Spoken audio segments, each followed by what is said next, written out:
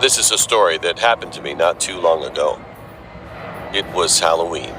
There was a big two-story house in our town which was rumored to be haunted. Out of curiosity, one of my best friends, Carlos, and I decided it would be a good idea to test out this rumor. So we went to that house for trick-or-treat. It was about 11:45 p.m., and it took us a while to get to the house, as it was a bit far away from the other houses. When we arrived at the house, we rang the doorbell. A man who looked as if he was in his mid-30s suddenly came out. He opened the door almost right away. He had a cigarette in his hand. I could see that he was dressed in a hoodie and ripped jeans, and he looked kind of tired. My friend mentioned the rumor about his house being haunted.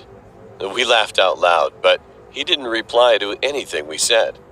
He just stared at us, and then he said, "You kids are almost a little late for Halloween. It's going to end in 2 minutes." Well, he was right. It was almost 12 a.m. He then told us the candy was in his room and offered for us to come in.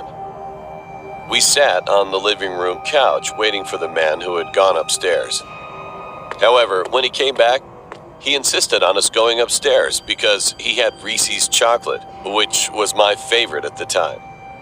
So, being a pretty mindless teenager, we took him up on the offer. We went upstairs following behind him and went into one of the dimly lit rooms.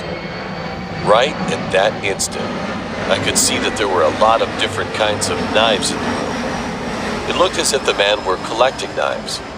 We thought it was a pretty cool hobby. The man approached us and gave us each 2 pieces of chocolate. Although he still didn't say anything, we thanked him and turned around to go downstairs. All of a sudden, Carlos screamed in pain and fell down the stairs. I turned around and saw the man was holding what appeared to be a red knife, which was probably one from his collection. With mixed emotions, my adrenaline immediately kicked in. I tried to punch the man in the face, but he turned back and then stabbed my leg.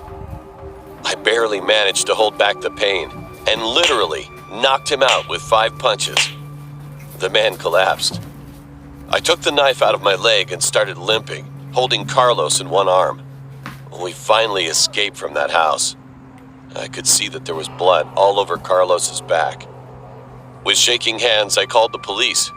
As soon as they arrived, they arrested the man after he had regained consciousness. The ambulance took me and Carlos to the hospital. I wasn't hurt too bad, but Carlos was apparently stabbed twice in the back and bled out a lot. He was in the hospital for 2 weeks to recover. Sometime after I got out of the hospital, the police officer reported to my parents that the man had apparently been a registered